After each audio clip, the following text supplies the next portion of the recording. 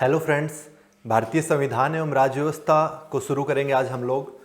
तो सब्जेक्ट का नाम ध्यान रखना है सबसे पहले, Indian polity and constitution. Indian polity and constitution.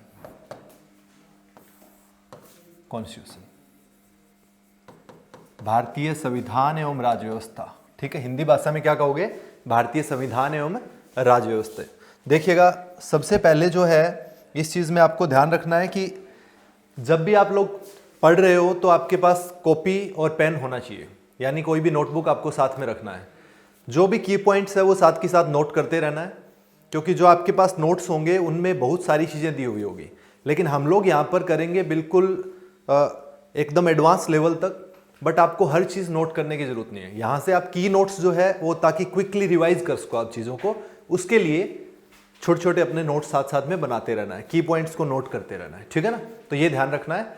तो शुरू करते हैं, भारतीय संविधान एवं राज्य व्यवस्था, इंडियन पॉलिटी एंड कॉन्स्टिट्यूशन। देखिएगा, इंडियन पॉलिटी एंड कॉन्स्टिट्यूशन जो है, इसमें हम लोगों को पढ़ना है भारत के संविधान के बारे में, इंडिया के कॉन्स्टिट्यूशन के बारे में पढ़ना है। ठीक है ना?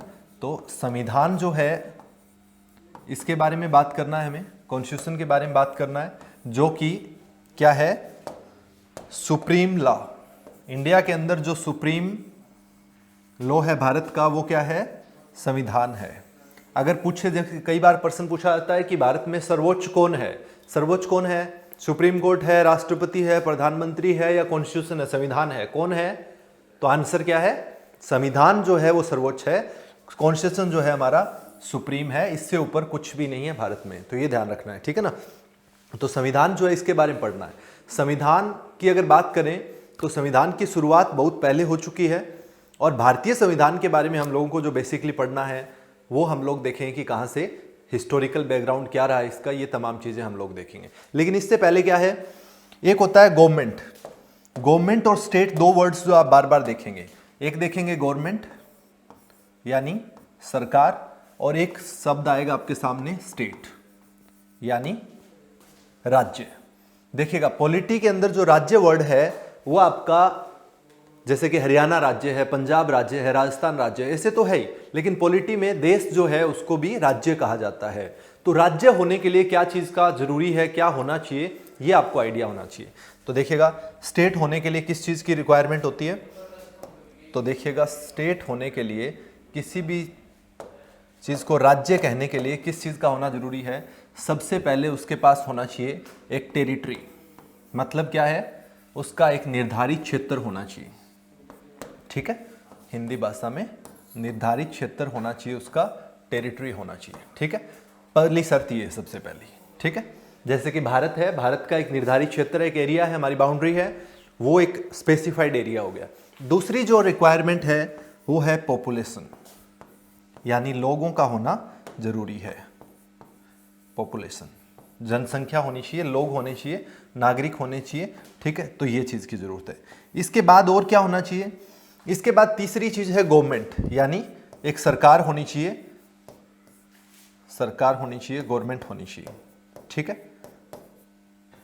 देन चौथी जो सबसे इंपॉर्टेंट चीज आती है, फोर्थ और मोस्ट इंपॉर्टेंट जो है, राज्य की परिभाषा में हम लोगों को जो शामिल करना है, उसमें सबसे इंपॉर्टेंट चीज है संप्रभुता। संप्रभुता यानी सोवरेनिटी। सोवरेनिटी जो है वो सबसे इंपॉर्टेंट चीज़ है, सबसे इंपॉर्टेंट जो पार्ट है वो ये है संप्रभुता का होना, यानी आप अपने हिसाब से कार्य कर रहे हैं, आप पर किसी का कोई प्रेशर नहीं है। सबसे इंपॉर्टेंट चीज़ जो है स्टेट होने के लिए ये है। तो कई बार पूछा जाता है कि स्टेट राज्य के लिए कौन सी सबसे महत्वपूर्ण कंडीशन है इसमें से, तो संप्रभुता या सोवरेनिटी। संप्रभुता या सोवरेनिटी जो है सबसे इंपॉर्टेंट कंडीशन है। इसके अलावा क्षेत्र होना चाहिए, टेरिटरी, जनसंख्या होनी चाहिए, सरकार होनी चाहिए। ठीक है, तो ये ध्यान में रखना है। आप बात करें कि राज्य बड़ा है कि सरकार बड़ी है, तो देखिए राज्य की डेफिनेशन के अंदर आ रही है सरकार, तो सरकार बड़ी नहीं है, राज्य सबसे ऊपर है। ठीक है, तो ध्यान रखना है। हम लोग बात कर रहे थे राज्य कहा जाता है उसको। अब बात करते हैं गवर्नमेंट की। अगर गवर्नमेंट की बात करें तो सरकार जो है वो, फॉर्म्स ऑफ गवर्नमेंट देखें अगर हम लोग, कितने टाइप से है, तो गवर्नमेंट जो है, मैं इसको कह सकता हूं फॉर्म्स ऑफ गवर्नमेंट।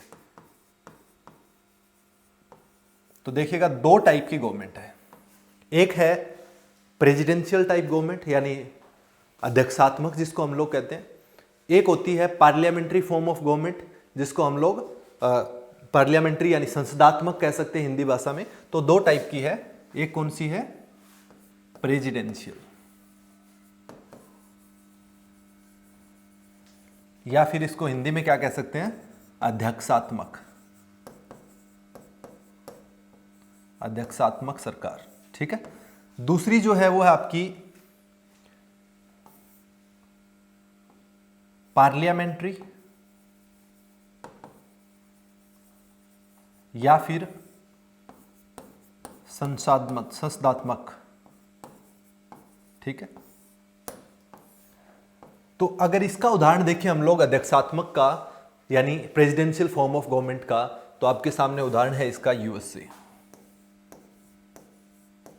अगर भारत में पूछे तो कौन से टाइप का है, पार्लियामेंट यानी संसदात्मक जो है उसका उदाहरण है, जो कि हम लोगों ने कहां से लिया हुआ है, ब्रिटेन से लिया हुआ है। ठीक है, यूके, यूनाइटेड किंगडम या ब्रिटेन से लिया हुआ है। समझ पा रहे हैं इस चीज को?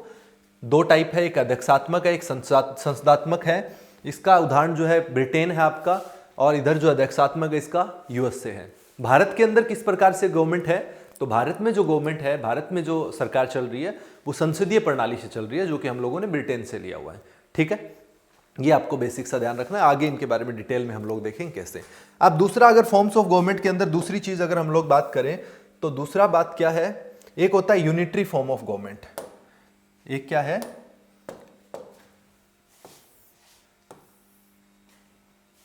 फेडरल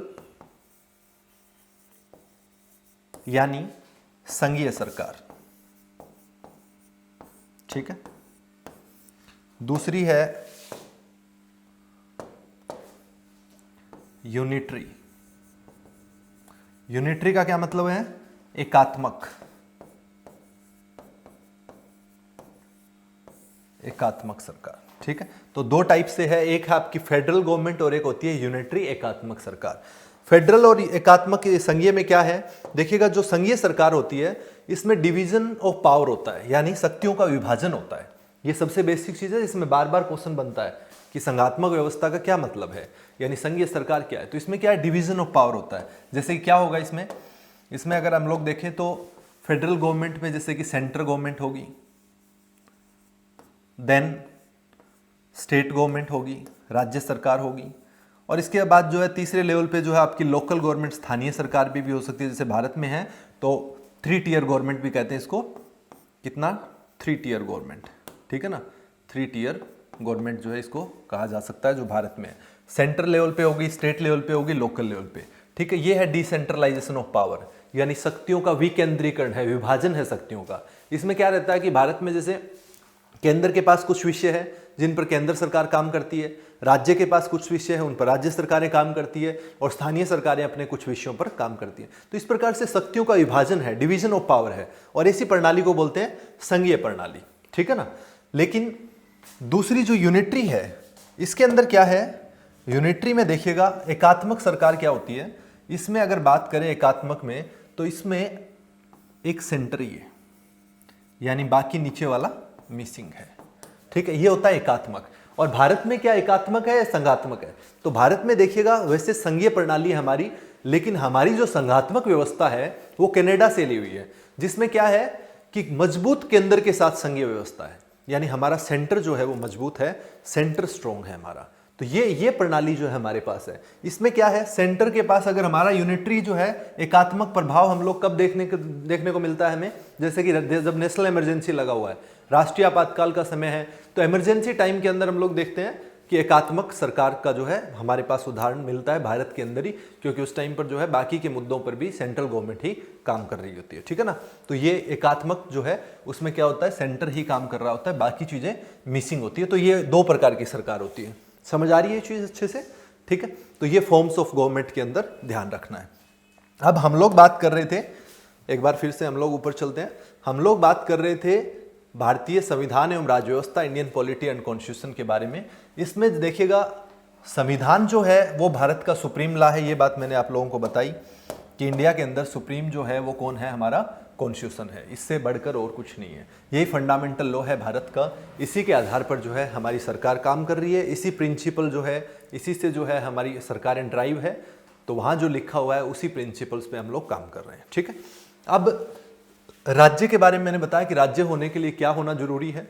इसके अलावा गवर्नमेंट जो है, इसका क्या मतलब है, सरकार जो है वो क्या है, इसके बारे में हम लोगों ने बात किया। फॉर्म्स ऑफ गवर्नमेंट क्या है। अब हम लोगों को बात करना है main Indian polity and constitution के अंदर संविधान के बारे में, जो कॉन्स्टिट्यूशन है उसके बारे में बात करना है। तो संविधान क्या होता है, व्हाट इज कॉन्स्टिट्यूशन, कॉन्स्टिट्यूशन क्या है, व्हाट इज संविधान। तो देखिएगा, संविधान जो है वो एक ऐसा दस्तावेज है, एक ऐसा डॉक्यूमेंट है जिसमें लोगों को अधिकार दिए हुए हैं, यानी नागरिकों को अधिकार दिए हुए हैं, और साथ ही साथ जो है स्टेट की जो पावर है, यानी राज्य की जो शक्तियां हैं, उसको भी परिभाषित किया हुआ है, ठीक है ना। एक ऐसा दस्तावेज है, एक ऐसा डॉक्यूमेंट है। अगर हम लोग बेसिकली बात करें बड़े तौर पर, तो संविधान एक ऐसा दस्तावेज है जिसमें नागरिकों को अधिकार दिए हुए हैं और राज्य की शक्तियों को भी परिभाषित किया हुआ है, एक ऐसा डॉक्यूमेंट है, ठीक है ना। अगर संविधान की बात करें तो विश्व में जो है 1215 में इंग्लैंड के किंग जॉन ने जो है पहली बार नागरिकों को कुछ अधिकार दिए थे। इंग्लैंड के जो राजा थे उस वक्त, किंग जॉन, उन्होंने वहां पर नागरिकों को कुछ अधिकार दिए थे, जिसको बोला गया था मैग्ना कार्टा। मैग्ना कार्टा क्या है, चार्टर ऑफ लिबर्टी। इसे क्या कहा जाता है, चार्टर ऑफ लिबर्टी। यानी पहली बार ऐसा हो रहा है कि लोगों को कुछ अधिकार मिल रहे हैं, उनके लिए कुछ एक जो है लिखित में, रिटर्न फॉर्म में मिल रहा है कि ये तुम्हारे राइट्स है। और राजा के शासन के अंदर इस प्रकार से अधिकार मिलना अपने आप में एक बहुत बड़ी बात है। अदरवाइज क्या होता है, जो राजा बोलेगा वही अधिकार है, आप लोग क्या करोगे उसमें, समझ रहे हो। तो राजा के शासन में जो है पहली बार ऐसी चीज हो रही है। तो किंग जॉन जो है वेरी फेमस, इंग्लैंड के किंग जॉन जो है मैग्ना कार्टा 1215 में लेकर आए। और ये जो है मैग्ना कार्टा कब आया, कई बार पूछा जाता है, 1215 में। इसका अर्थ क्या है, charter of liberty, charter of liberty. और इसी चीज से एक नाम जो है, एक क्वेश्चन बार बार पूछा जाता है, एक प्रश्न पूछा जाता है कि भारतीय संविधान के कौन से भाग को मैग्ना कार्टा कहा जाता है।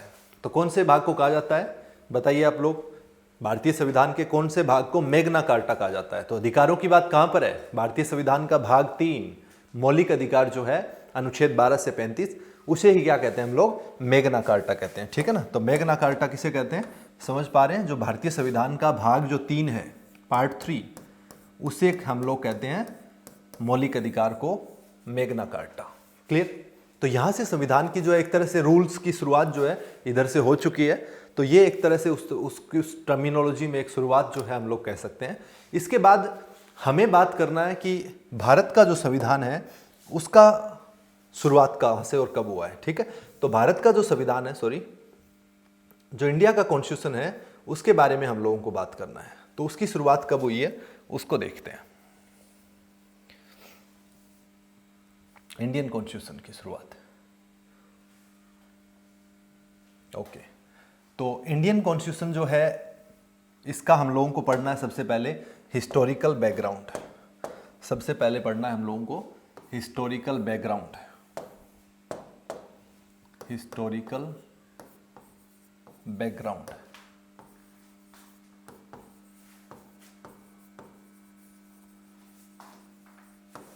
भारतीय संविधान का हिस्टोरिकल बैकग्राउंड के बारे में हम लोगों को बात करनी है। तो देखिएगा, इसके लिए थोड़ा सा आपको हिस्ट्री के अंदर जाना पड़ेगा। क्या है कि आपने सुना होगा, मॉडर्न इंडिया हिस्ट्री के अंदर पढ़ा भी होगा कि भारत में एक कंपनी का शासन था, ब्रिटिश ईस्ट इंडिया कंपनी के नाम से वो जानी जाती है। कौन सी कंपनी थी, British east India company, east India company. ये 1600 के अंदर जो है ये कंपनी शुरू हुई थी भारत के अंदर। 1600 के अंदर जो है इसने अपना एक ब्रिटेन की महारानी ने इसको चार्टर दिया कि आप जो है केप ऑफ गुड होप, यानी अफ्रीका के अंदर जो केप ऑफ गुड होप है उसके पूर्व में जाइए और व्यापार कीजिए। इस बात की इनको छूट मिल गई 1600 के अंदर, ठीक है, ब्रिटेन की महारानी के द्वारा, ठीक है। अब ये लोग जो है भारत के अंदर आए और बाकी के जो आसपास के पूर्वी देश जो है, जो केप ऑफ गुड होप जो अफ्रीका के अंदर है, यानी अगर अफ्रीका की बात करूं मैं, तो अफ्रीका जो देश है उसके अंदर जो केप ऑफ गुड होप है यहाँ, इससे इधर जो है पूरा का पूरा ईस्ट के अंदर इनको व्यापार करने का अधिकार दिया गया ब्रिटेन की महारानी के द्वारा। ठीक है, अब ये लोग जो है व्यापार करने के लिए आ गए और धीरे धीरे आपको पता है कि 1757 में प्लासी का युद्ध हुआ, फिर 1764 में बक्सर का युद्ध हुआ। इसके बाद जो है ब्रिटिश ईस्ट इंडिया कंपनी ने भारत में अपना व्यापार करने की बजाय शासन करना शुरू कर दिया। ठीक है ना, भारत में शासन व्यवस्था शुरू हो गई इनकी, और शासन जो है करने की शुरुआत यहाँ से बक्सर के युद्ध के बाद से हो चुकी थी। अब इसके बाद जो है कुछ एक एक्ट्स आए थे जो कि भारतीय संविधान का एक तरह से बैकग्राउंड बताते हैं हमें कि कहाँ से शुरुआत हम लोग कह सकते हैं। तो वो कौन कौन से थे, इन पर थोड़ा सा चर्चा कर लेते हैं। देखिएगा, सबसे पहले अगर मैं बात करूं तो ब्रिटिश ईस्ट इंडिया कंपनी जब शासन कर रही थी उस वक्त 1773 के अंदर 1773 के अंदर एक एक्ट आया जिसका नाम था रेगुलेटिंग एक्ट। यहां से शुरू हुआ था और अंत में आया था गवर्नमेंट ऑफ इंडिया एक्ट 1935। और भारतीय संविधान का अगर बात करें हम लोग तो 2/3 भाग अप्रोक्सीमेटली, यानी लगभग 70% भाग जो है भारतीय संविधान का वो गवर्नमेंट ऑफ इंडिया एक्ट से ही लिया हुआ है। ठीक है ना, 2/3 भाग जो है लगभग हमारे संविधान का वो कहां से लिया हुआ है, गवर्नमेंट ऑफ इंडिया एक्ट 1935 से लिया हुआ है। भारत शासन अधिनियम जो 1935 आया था वहां से लिया हुआ है। तो ये शुरुआत जो 1773 के रेगुलेटिंग एक्ट से लेकर गवर्नमेंट ऑफ इंडिया एक्ट 1935 तक जो है ये पूरा बीच में कौन कौन से एक्ट्स आए थे उनके बारे में आज हम लोग थोड़ा सा बात करेंगे। तो सबसे पहले हम लोग देख ले हैं कि 1857 से पहले कौन से आए थे, उनके बारे में बात करते हैं। तो सबसे पहले देखते हैं कि 1857 से पहले कौन कौन से आए थे। ठीक है, 1857 से बिफोर, और उसके बाद हम लोग बात करेंगे 1857 के बाद वालों की। तो 1857 से पहले कौन सा आया था, सबसे पहले आया 1773 के अंदर रेगुलेटिंग एक्ट। तो नंबर 1 कौन सा है, रेगुलेटिंग एक्ट 1773। यह ब्रिटिश ईस्ट इंडिया कंपनी पर पहली बार जो है ब्रिटेन की पार्लियामेंट ने पहली बार कोई एक्ट बनाकर भेजा है कि किस प्रकार से तुम लोगों को काम करना है। ये पहली बार ऐसा हुआ है 1773 के एक्ट के अंदर। ठीक है ना, तो 1773 का जो रेगुलेटिंग एक्ट है, तो सबसे पहले यही आता है क्वेश्चन कि ये कब आया था रेगुलेटिंग एक्ट, तो 1773 के अंदर आया था। ठीक है, इसके थ्रू क्या किया गया, सबसे पहला काम इसके थ्रू किया गया कि पहले जो कंपनी के मालिक जो थे, प्रोप्राइटर जो थे, वही शासन कर रहे थे, सब वही कर रहे थे। अब जो है ब्रिटेन की पार्लियामेंट ने यहां पर एक कोर्ट ऑफ डायरेक्टर्स को भेजा, court of directors, court of directors. ठीक है, ये कब शुरू हो गया, ये रेगुलेटिंग एक्ट के तहत शुरू हो गया। ठीक है, तो सबसे पहली चीज जो है कोर्ट ऑफ डायरेक्टर्स जो है कब क्रिएट किया गया, कब बनाया गया ये, तो ये रेगुलेटिंग एक्ट 1773 के तहत। ठीक है, इसके अलावा जो है जो गवर्नर थे बंगाल के, गवर्नर ऑफ बंगाल जो थे, गवर्नर ऑफ बंगाल कौन थे, वारेन हास्टिंग, वारेन हेस्टिंग जो है वो थे governor of Bengal. Warren Hasting जो गवर्नर ऑफ बंगाल थे उनको बना दिया गया गवर्नर जनरल ऑफ बंगाल। क्या बना दिया गया इनको, governor general of Bengal, governor general of Bengal. ठीक है, कौन बने, वारेन हास्टिंग। तो वारेन हेस्टिंग जो है, इसमें क्वेश्चन क्या बन सकता है, अब ये देखो आप लोग, क्वेश्चन बन सकता है कि आखिरी गवर्नर ऑफ बंगाल कौन थे, तो वारेन हेस्टिंग। पहले गवर्नर जनरल ऑफ बंगाल कौन थे, वारेन हेस्टिंग। तो दो टाइप से क्वेश्चन बन सकता है, ध्यान रखना है। ठीक है, अब जो है वो जो Warren Hasting governor general of Bengal थे, इनके पास पहले जो है बंगाल प्रेसिडेंसी थी। अब इनको जो है मद्रास, इसके अलावा जो बॉम्बे, 3 मेन प्रेसिडेंसी होती थी, बॉम्बे, मद्रास और कलकत्ता। ठीक है, तो अब जो वारेन हेस्टिंग जो बंगाल जो है, कलकत्ता तो उनके अंडर में था ही, अब जो है मद्रास और बॉम्बे जो है वो भी इनको साथ में शामिल कर दिया, उनकी भी जो है देख रेख यही करेंगे। तो ये 2 प्रेसिडेंसी जो है वारेन हेस्टिंग या गवर्नर जनरल ऑफ बंगाल के अंडर में कर दी गई। समझ पा रहे हैं। तो दूसरा काम क्या हुआ, गवर्नर ऑफ बंगाल को क्या बना दिया गया, गवर्नर जनरल ऑफ बंगाल बना दिया गया। ठीक है, और कौन थे वो? वारेन हेस्टिंग थे। इसके अलावा और क्या काम हुआ तो देखिएगा, तीसरी अगर चीज बात करें हम लोग तो 1773 के रेगुलेटिंग एक्ट के तहत जो है एक सुप्रीम कोर्ट की स्थापना की गई। सुप्रीम कोर्ट या सर्वोच्च न्यायालय की स्थापना की गई, जो कि कहां की गई थी? कलकत्ता के अंदर। कलकत्ता के अंदर जो है एक सुप्रीम कोर्ट की स्थापना की गई 1774 में, 1773 के रेगुलेटिंग एक्ट के तहत, जिसमें एक मुख्य न्यायाधीश और 3 अन्य न्यायाधीश थे। और इसमें कई बार क्वेश्चन आता है कि उसमें मुख्य न्यायाधीश कौन थे या पहले मुख्य न्यायाधीश कौन थे कलकत्ता सर्वोच्च न्यायालय के। तो जो सुप्रीम कोर्ट कलकत्ता के अंदर 1774 के अंदर हुई, उसके अंदर कौन थे? Lord Elijah Impey. Lord Impey जो है शॉर्टली, और lord Elijah Impey, lord Impey, ये जो है लॉर्ड एलिजा एम्पे या लॉर्ड इम्पे जो है वो सुप्रीम कोर्ट के पहले चीफ जस्टिस थे, जो कलकत्ता में 1774 में रेगुलेटिंग एक्ट 1773 के तहत बनाया गया। समझ पा रहे हैं इस चीज को? तो ये था 1773 का रेगुलेटिंग एक्ट। इसके बाद अगर हम लोग बात करें तो दूसरा फिर आया 1784 में, जिसका क्या नाम था? ये था आपका Pitt's India act. Pitt's India act कब आया? पिट्स इंडिया एक्ट ये आया आपका 1784 के अंदर, 1784 के अंदर आया पिट्स इंडिया एक्ट। ठीक है, पिट्स इंडिया एक्ट जो है कई बार सीधा क्वेश्चन आता है, कब आया? 1784 में आया था। ठीक है, इसमें क्या किया गया? कोर्ट ऑफ डायरेक्टर हमारे पास पहले थे, कोर्ट ऑफ डायरेक्टर जो थे, अब दूसरी एक नई चीज और बना दी गई। कोर्ट ऑफ डायरेक्टर तो है ही, अब क्या और बना दिया गया?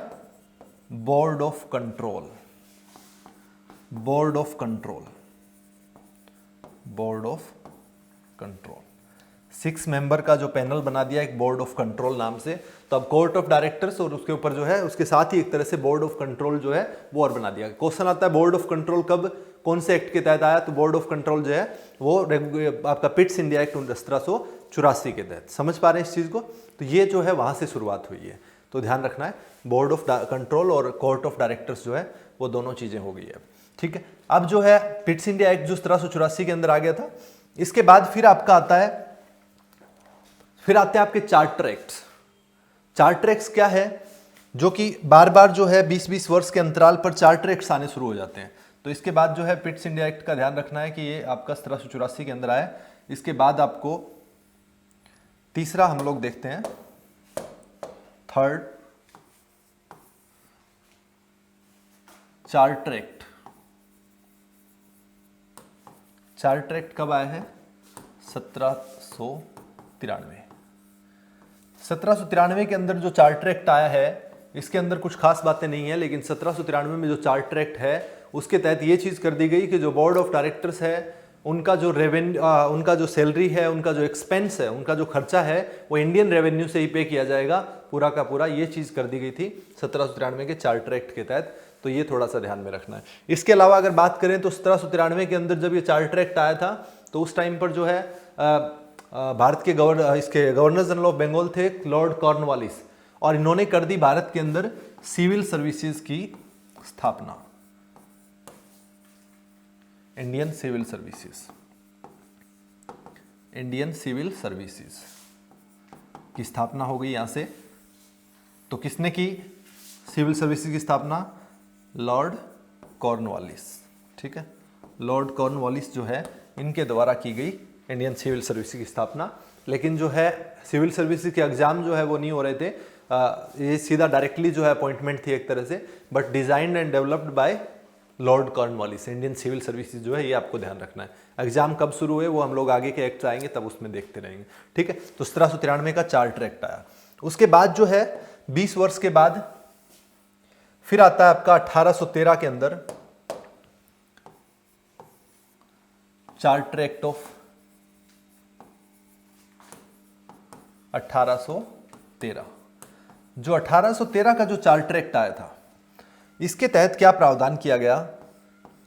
देखिएगा, इसमें 2-3 चीजें की गई थी जो बार बार क्वेश्चंस पूछा आता है। एक तो क्या था कि जो ब्रिटिश ईस्ट इंडिया कंपनी थी, जो ब्रिटेन की जो ईस्ट इंडिया कंपनी थी भारत में जो शासन कर रही थी इस वक्त, उसका मोनोपोली था, व्यापार में एकाधिकार था। बट अब ब्रिटेन के अंदर लोगों में इस बात की लेकर जिलस हो रही थी, इस बात को लेकर जो है वो कहीं ना कहीं ये सोच रहे थे कि एक ही कंपनी क्यों, सब एकाधिकार क्यों है, हम लोगों को भी मौका मिलना चाहिए। तो इस प्रकार से चीज़ें हो रही थी। अब जो है ब्रिटिश का ईस्ट इंडिया कंपनी का एकाधिकार समाप्त करने की बात आ गई है और 1813 के अंदर जो है ब्रिटिश ईस्ट इंडिया कंपनी की मोनोपोली जो थी व्यापार पर, उसको समाप्त किया गया, मोनोपोली को। ठीक है, लेकिन मोनोपोली को क्या कर दिया गया, खत्म कर दिया गया अभी, बट चाय और चाइना को छोड़कर। एक तो जो चाय का व्यापार था और एक चीन के साथ जो व्यापार था, उसको छोड़कर बाकी जो है ब्रिटिश ईस्ट इंडिया कंपनी के जो मोनोपोली थे, एकाधिकार था, उसको समाप्त कर दिया गया। ठीक है, तो एक तो 1813 के एक्ट में आपको ये बात ध्यान रखनी है, विशेष तौर पर बार बार क्वेश्चन पूछा जाता है कौन से चार्टर एक्ट के तहत या कौन से एक्ट के तहत जो है एकाधिकार को, ब्रिटिश ईस्ट इंडिया कंपनी के एकाधिकार को समाप्त किया गया। तो कौन सा है, 1813 का चार्टर एक्ट है। क्लियर है। इसके अलावा दूसरा काम क्या किया गया इसके अंदर, एक तो आपका मोनोपोली हो गया, एकाधिकार को समाप्त कर दिया गया। इसके अलावा और क्या किया गया, दूसरा था इसमें कि इंग्लिश एजुकेशन के लिए, इंग्लिश एजुकेशन को बढ़ावा देने के लिए 1 लाख रुपए दिए गए। ठीक है, 1 लाख रुपए जो है वो इंग्लिश एजुकेशन को बढ़ावा देने के लिए लगाने की बात हुई इस एक्ट के द्वारा। ठीक है, और तीसरी सबसे इंपॉर्टेंट बात जो कि सबसे ज़्यादा दिक्कत करने वाली है, वो है जो क्रिश्चियन थे, क्रिश्चियन मिशनरीज जो थी, उनको पहली बार भारत में आने का अवसर मिला। उनको अपने धर्म के बढ़ावा देने के लिए, अपने धर्म के प्रचार के लिए जो है क्रिश्चियन मिशनरीज जो थी, उनको पहली बार भारत में आने का मौका भी इसी एक्ट के तहत दिया गया, जिसके कारण जो है वो लोग भारत में आए, जिसके बाद जो है कई धार्मिक मुद्दे भी सामने आए कि वो लोग जो है कन्वर्जन एक तरह से होने लगा। तो इस प्रकार की जो है कई समस्याएं भी सामने आई। तो क्रिश्चियन मिशनरीज जो है वो कब आए भारत में, वो 1813 के चार्टर एक्ट के बाद जो है उनको परमिशन दी गई। समझ पा रहे हैं इस चीज़ को। तो ये 1813 के एक्ट की कुछ एक बातें हैं। इसके बाद अगर बात करें हम लोग, तो फिर आता है हमारे पास पांचवा पॉइंट हमारा,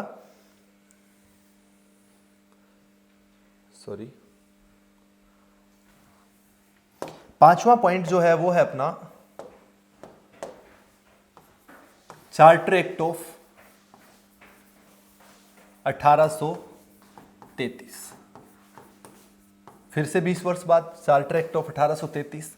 इसमें क्या किया गया, इसमें सबसे पहला काम किया गया, जो अब तक गवर्नर जनरल ऑफ बंगाल थे उनको बना दिया गया गवर्नर जनरल ऑफ इंडिया। ठीक है, तो अब क्या हुआ इसके अंदर, चार्टर एक्ट ऑफ 1833 में जो गवर्नर जनरल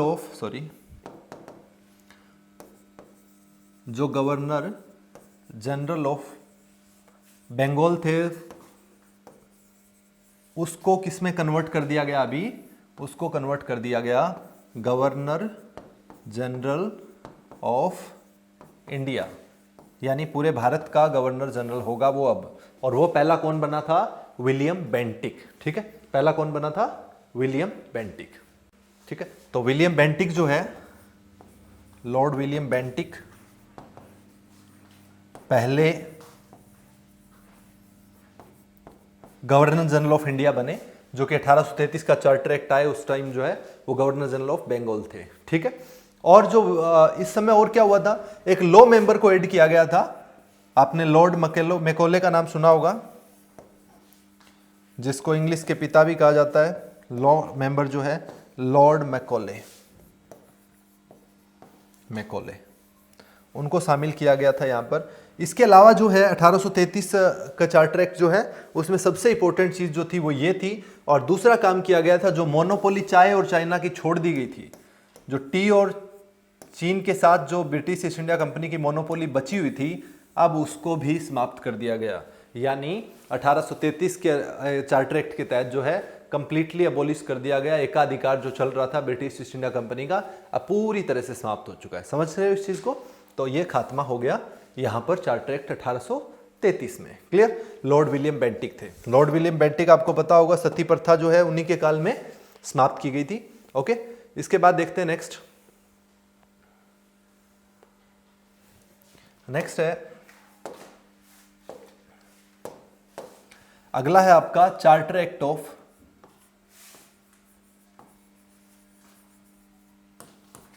1853।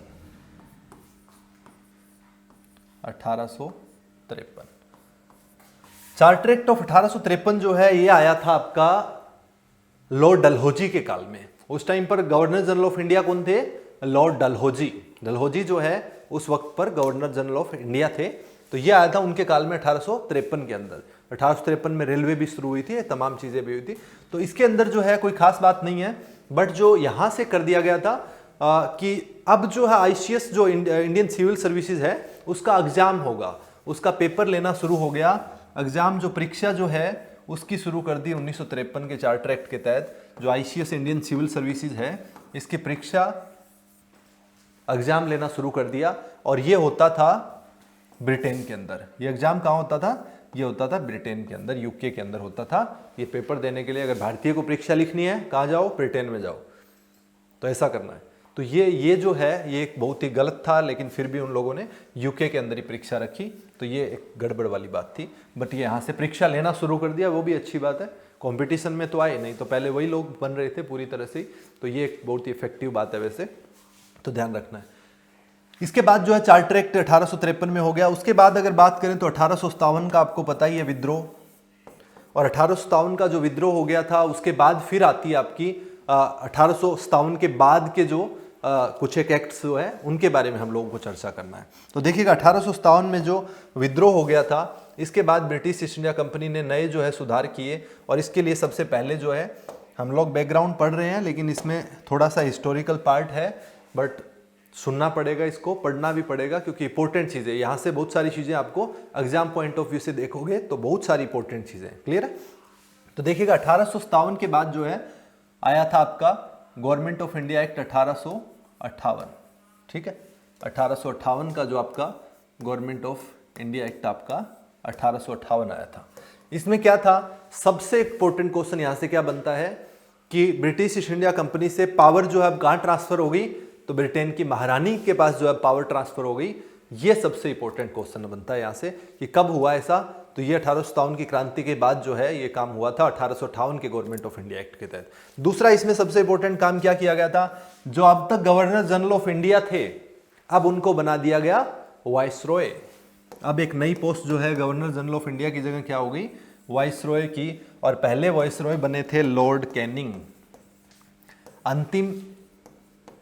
अंतिम क्या थे? Governor general of India. और फर्स्ट वाइसरॉय थे आपके लॉर्ड कैनिंग। ठीक है, इसके बाद जो है इनके ऊपर एक पोस्ट और क्रिएट कर रखी थी जिसको कहते हैं secretary of state. Secretary of state. Secretary of state जो है डायरेक्टली महारानी के प्रति जो है उत्तरदायी था, जो कि ब्रिटेन में ही बैठ के काम कर रहा था, और वाइसरॉय के ऊपर था एक तरह से। ठीक है, तो लॉर्ड कैनिंग जो है पहले वाइसरॉय बने थे, ये ध्यान रखना। ये कब से हुआ? 1857 के गवर्नमेंट ऑफ इंडिया एक्ट के तहत जो है ये वाइसरॉय का प्रावधान किया गया। समझ पा रहे हैं इस चीज को? इसके बाद जो है फिर एक्ट्स आते रहे, कुछ एक जो कि ज्यादा इंपॉर्टेंट नहीं थे, जैसे कि फिर आया आपका इंडियन काउंसिल एक्ट, भारतीय परिषद अधिनियम, इंडियन काउंसिल एक्ट 1861 ये आ गया था आपका इंडियन काउंसिल एक्ट। इसके अंदर जो है कुछ खास काम नहीं था, जैसे कि अध्यादेश जो जारी करने की पावर दे दी गई वाइसरॉय को। अब वाइसरॉय जो है अध्यादेश जारी कर सकता है, ऑर्डिनेंस जारी कर सकता है। अध्यादेश समझते हैं आप लोग? जैसे कि लोकसभा और राज्यसभा जब कार्य नहीं कर रही होती है तो ऐसे में राष्ट्रपति जो है अध्यादेश के जरिए किसी कानून को बना सकते हैं। तो वो पावर जो है अध्यादेश जारी करने की अब किसके पास थी? गवर्नर को अध्यादेश की पावर अब यहाँ से दे दी गई थी। ठीक है, तो ये थोड़ा सा ध्यान रखना है, अध्यादेश की शक्ति यहाँ से दे दी गई। इसके अलावा इसमें कोई और इंपॉर्टेंट ज़्यादा बात थी नहीं। इसके बाद जो नेक्स्ट आपका था इंडियन काउंसिल एक्ट आया, फिर आपका Indian council act 1892। Indian council act 1892। अब इसके अंदर क्या हुआ था? पहली बार भारतीयों को या पहली बार जो काउंसिल मेंबर्स को जो है उनको बजट पर क्वेश्चन पूछने का अधिकार दिया गया। बजट डिस्कशन का अधिकार नहीं है, बजट पे वोट का कोई अधिकार नहीं है, बजट जो है उसको किस प्रकार से है, उसके लिए क्वेश्चन जो पुट करने का, प्रश्न पूछने का अधिकार दिया गया था। और ये क्वेश्चन बार बार पूछा जाता है कौन से एक्ट के तहत, तो काउंसिल एक्ट जो है, भारतीय परिषद अधिनियम जो है 1892 का, उसके तहत ये अधिकार दिया था। तो ये थोड़ा सा ध्यान रख लेना इसके अंदर, बजट पर प्रश्न पूछने का अधिकार जो है ये मिल गया था यहाँ पर 1892 के तहत। ठीक है, इसके अलावा जो आगे दो आपके एक्ट है वो ज्यादा इंपॉर्टेंट है, जिनमें से क्वेश्चन सबसे ज्यादा बनते हैं। कौन सा है? सबसे पहले आपका Morley Minto reform, Morley Minto सुधार अधिनियम या मोर्ले मिंटो रिफॉर्म्स एक्ट 1909 में आया था। सबसे पहला क्वेश्चन यहां से बनता है कि मोर्ले कौन था और मिंटो कौन था।